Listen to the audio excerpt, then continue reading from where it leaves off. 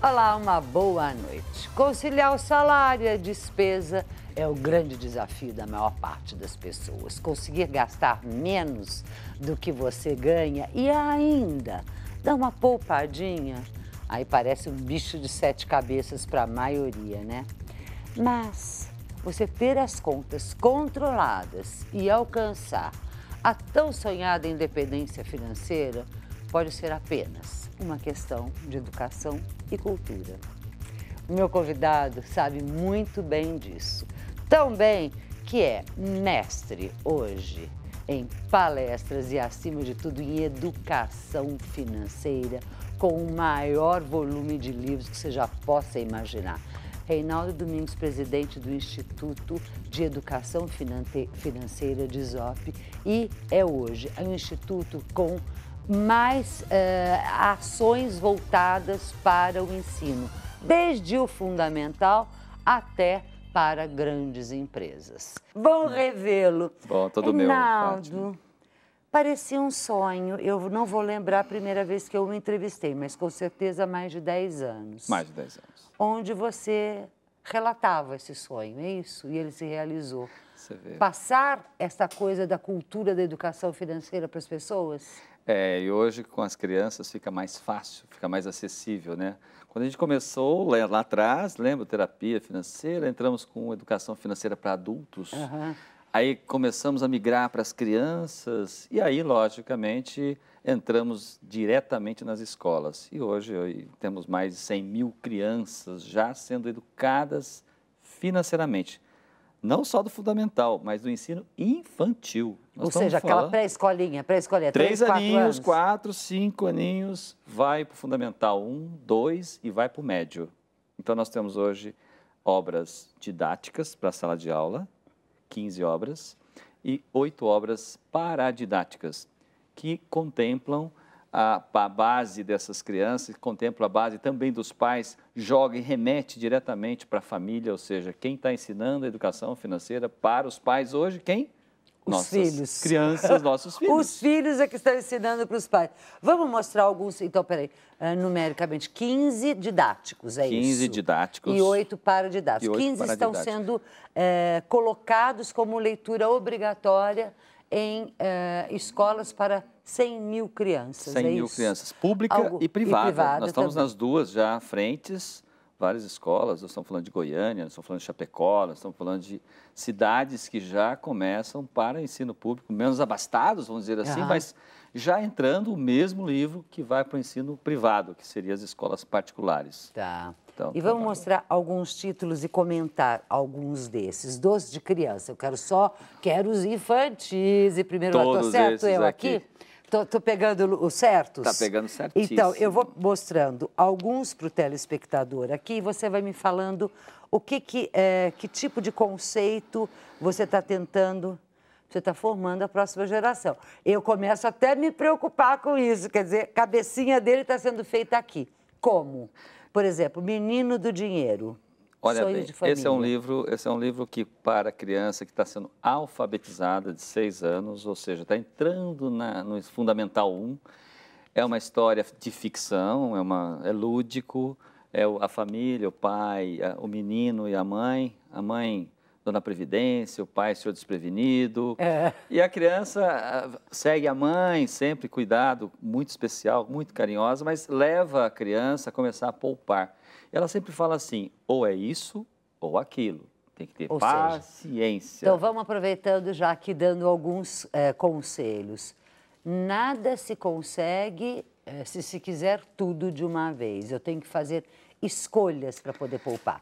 Aquela frase que a gente já viu, e você participou já de vários programas nossos, onde tem uma interação com o telespectador, e alguns perguntavam para você, mas eu gasto tudo que eu ganho, nunca vou conseguir poupar. Você diz o quê para ele? É uma questão de escolha. Começa já quando a criança, quando ela está querendo um sorvete e uma bala ao mesmo tempo. A mamãe, Dona Previdência, fala assim, olha, filho, ou você tem a bala ou o sorvete, os dois não dá. E aí ele começa a fazer escolhas. Então, um dia que está mais frio é a bala, um dia que está mais calor, o sorvete. E ela começa a inserir para ele, dar um presente para ele, que é um cofrinho. E fala para ele, agora você vai guardar também dentro do cofrinho para realizar um sonho. Aí ele escolhe um sonho, que é uma bola, depois ele escolhe que é um carrinho, e aí ele começa a entender que é possível realizar qualquer sonho só de guardar uma parte, mas ele não deixa de chupar o sorvete, ele não deixa de chupar a bala, porém ele também faz a realização de sonhos. Então, vamos dizer, quando a gente fala de poupança, não necessariamente nós estamos falando de grandes sacrifícios, nós estamos falando de escolhas. Essa é a diferença. Exatamente esse é o caminho. Nós não podemos falar com uma criança, olha, você vai ser mercenária, avarenta, você vai guardar todo o dinheiro. Muito pelo contrário, aliás, nós temos que ter uma qualidade de vida, né? O que a gente ensina, eu vou dar um exemplo em Mato Grosso do Sul, uma criança de 6 aninhos, na escola Paulo Freire, mas colégio que adotou a metodologia de SOP, de educação financeira, e lá estava sendo uma atividade de todo mundo, todas as crianças com 6 aninhos levaram lá para o primeiro ano do Fundamental 1 uma garrafa PET para fazer um cofrinho. E tudo bem, até aí uma atividade comum, fizeram os cofrinhos, levaram para suas casas. Papai, mamãe, olha o meu cofrinho. Eles ficaram todos orgulhosos, filho, que lindo o seu cofrinho. Papai, curioso, pegou e chacoalhou, falou, nossa, aqui já tem dinheiro. Falou, não, não, não, papai, aí dentro estão meus sonhos. E puxou uma folha de dentro do caderno e mostrou o sonho de curto, o sonho de médio e o sonho de longo prazo. Ela sabia exatamente o que queria e quanto tempo ela poderia ter realizando e guardando esse dinheiro. Essa história é real? Você não está inventando essa história? Está no nosso vídeo institucional do Instituto, inclusive, ele falando, a criança falando, o pai se tornou um educador depois disso, financeiro, a gente forma educadores no Brasil inteiro. Hoje ele representa o Instituto de SOP lá em Campo Grande, Mato Grosso do Sul. Eu vou ter que fazer uma pequena parada na mostra e no comentário dos livros, que a gente vai voltar já já, porque o Reinaldo é uma coisa, é um furacão de ideias e de coisas. E ele falou com a maior naturalidade. O método de SOP, agora o Instituto de SOP, quer dizer, primeiro é um método, quase como, o pior que minhas aulas estão tão longe de eu lembrar os métodos de matemática, é isso. É isso. Você criou o método, o que é isso? Que você conhece bem, trouxemos até cofrinho num outro momento aqui, te deu um cofrinho.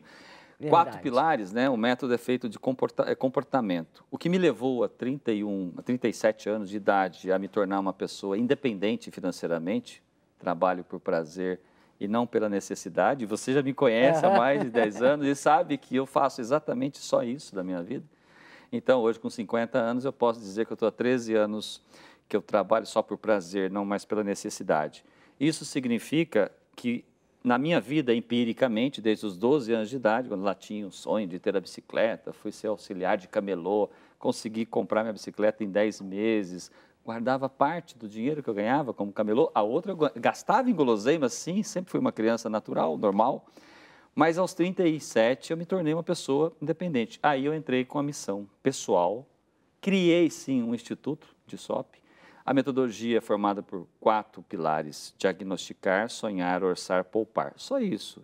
E todos os anos, de todos os anos do fundamental, do ensino médio, até do infantil, nós estamos falando de infantil, tem os 4 pilares. Então, a criança se recicla, porque ela vai querendo coisas diferentes, como nós, adultos. Claro.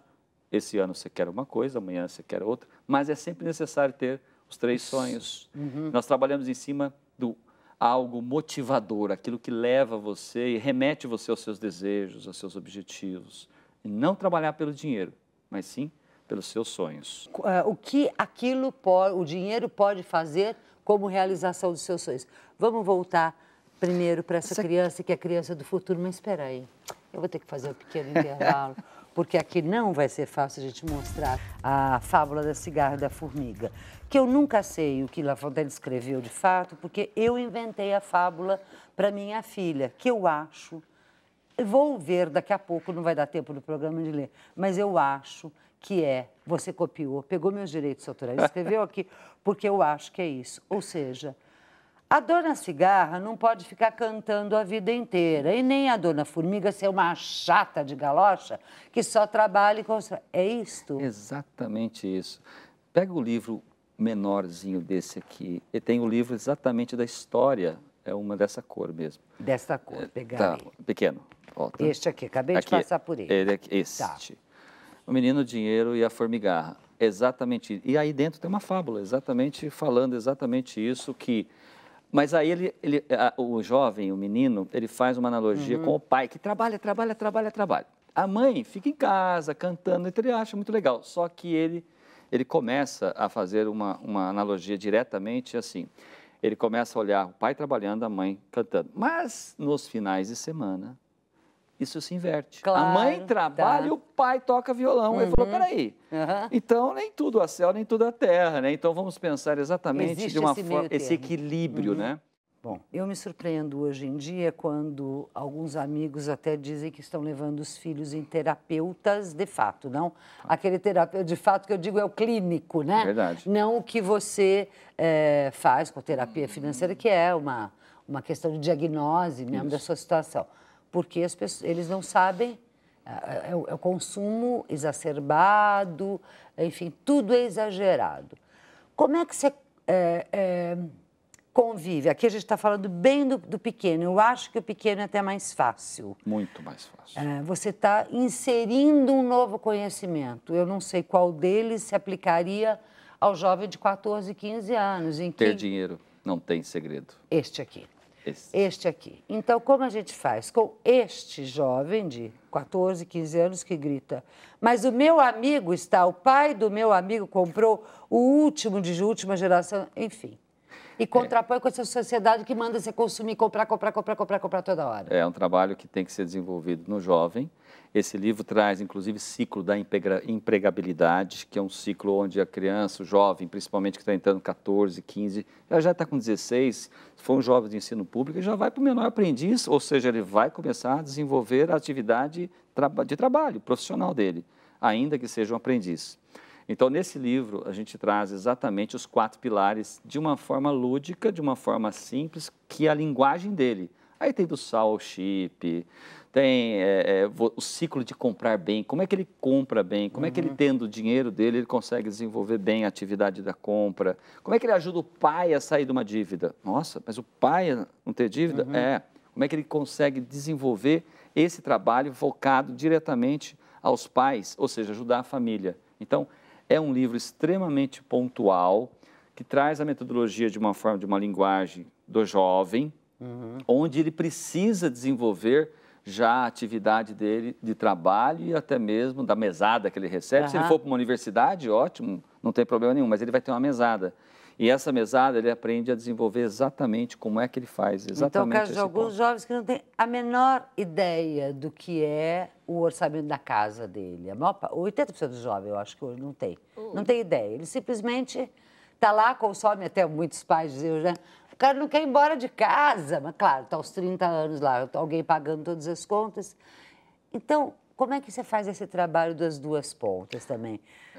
Você está meio que desistindo do pai e atacando só o filho? Não, muito pelo contrário. Quando todas as nossas atividades, desde criança, então se você pegar uma criancinha pequena, você tem, inclusive, o manual deles, o pai, inclusive, ele tem um suplemento, né? Existe um suplemento para os pais. E esse suplemento para os pais é justamente para equiparar, para colocar o pai dentro desse processo. Dessa linguagem. Todo o nosso trabalho é voltado à família. Nós não trabalhamos isoladamente a criança. Por exemplo, nós vamos para a escola, seja privada, seja pública. Nós primeiro capacitamos quem na escola? Quem é a alma, quem é o segundo pai, segunda mãe dessa criança? Professor. Professor. Claro. Então, nós pegamos o professor, resgatamos ele, colocamos a máscara de educação financeira nele, não é de oxigênio aqui, mas é de educação financeira. Trazemos ele para o mundo da vida dele, da família dele. Aí ele aprende a educação financeira para ele. Aí ele está pronto para passar pedagogicamente para as crianças. Ninguém pode ensinar alguma coisa que não aprendeu e não praticou. É isso que eu ia falar, porque não basta simplesmente você aprender, porque se o seu discurso diferir muito da prática, você não vai conseguir passar. Agora, como você faz esse acompanhamento entre o método que você simplesmente cedeu e os livros e o que está sendo aplicado? Os livros todos que você coloca nas escolas. Hoje, quantas escolas são? Você falou 100 mil alunos em... 150 escolas. 150 escolas já utilizando a educação financeira, o método de Aesop. Aí você tem o livro, vai lá, dá o livro, e como é que você mensura ou acompanha? Essa pergunta é importantíssima. Nós não entramos com os livros nas escolas, nós entramos primeiro com o método. Para entrar com o método, o Instituto, desde lá atrás, como você me conheceu lá, 10 anos atrás, nós estamos desenvolvendo uma metodologia, e essa metodologia nós estamos capacitando pessoas. Então, nós temos hoje 220 educadores financeiros formados por mim, dentro do Instituto, e esses educadores financeiros é que vão até as escolas nas suas regiões. Hoje nós estamos no Brasil inteiro, né? Algumas regiões afora do Brasil, Portugal, Angola entrando, e alguns outros países que estão começando a nos sondar aí para poder fazer com que também, porque a educação financeira comportamental entra em qualquer lugar. Qualquer lugar do mundo, claro. Esses educadores financeiros são formados como educadores, e aí eu estou falando para você que nós temos, dos 220, apenas um economista. Ou seja, não precisa ficar entendendo de matemática financeira, nada. Essa é uma especialidade. Matemática financeira é uma especialidade. Nós estamos falando de educação financeira. Então, nós estamos falando de comportamento. Eles podem ter qualquer tipo de formação, é isso? Qualquer tipo de formação. Pessoas, lógico, universitárias, pode ser um administrador, pode ser um médico. Nós temos médicos, nós temos dentistas, nós temos pastores, nós temos N educadores, professoras. Ou seja, pessoas que... Quem dá aula de educação financeira? Outro ponto importante. Quem que dá essa aula? Para quem esse educador capacita? Qual professor? Sociologia, filosofia, ciências, português, até matemática. E é muito engraçado porque são muito poucos de matemática. E a grande maioria, por isso é uma matéria transversal. O governo está com um projeto desde 2009 para aprovar, que é um projeto-lei que insere a obrigatoriedade da educação financeira dentro da sala de aula. O governo, em 2010, também aprovou a ENEF, Estratégia Nacional de Educação Financeira, que implementa a necessidade da educação financeira como estratégia política até, porque senão nós vamos ter um colapso financeiro a qualquer momento, porque o endividamento cresce a cada dia. Como é que nós estamos construindo a nossa próxima geração? Não estamos construindo, então agora sim, estamos criando o elemento para que o filho, para que a filha leve para dentro de casa, para que ele passe para o pai. Quem está ensinando o meio ambiente? As crianças. Quem vai ensinar a lei de trânsito? As crianças. Quem ensinou a parte da mídia digital e até eletrônica, alfabetização? A criança. Não é diferente na educação financeira. Então, o grande segredo da metodologia é que nós trabalhamos o comportamento de uma forma extremamente simples. Porque 4 pilares estão em todos os anos aprendendo 4 pilares. Vai amadurecendo de acordo com os temas, o tema vai crescendo, desenvolvendo, a criança já, o jovem, torna-se um adulto, e ele criou o hábito de fazer sempre, anualmente, um diagnóstico, estabelecer seus sonhos e verificar se está no caminho certo deles, saber o quanto custa, quanto está guardando, quanto vai realmente, em quanto tempo vai realizá-lo. Ele estabelece um orçamento, mas aquele orçamento que você conhece. Primeiro o que eu ganho, guardo para os meus sonhos, depois eu gasto. Quer dizer que eu protejo aquilo que é para a minha família, o sonho da minha casa, o sonho do meu carro, isso que precisa acontecer. Então, diagnosticar, sonhar, orçar, que é esse orçamento, ganho, guardo para os sonhos, depois gasto, e o poupar, que é uma matéria simples, guardo dinheiro para os meus sonhos. Com esses 4 pilares, a gente faz assim um movimento dentro da escola assim, e envolve a palestra para os pais. Aí entra todo mundo, né, nesse projeto. Um projeto que não pode parar de forma alguma, ele tem que se alastrar em muito. Mas mais do que isso, não pode parar nesse programa. Você não sai dessa cadeira, vamos prometer que ele vai conseguir acompanhar a gente no próximo programa também, combinado? Combinado. Portanto, você que está nos acompanhando, o Encontro Marcado com Economia, toda segunda, quarta e sexta, às 11 da noite. Com o Reinaldo será no próximo programa também, e a qualquer momento você acessa a gente pelo r7.com. Record News, jornalismo 24 horas de plantão.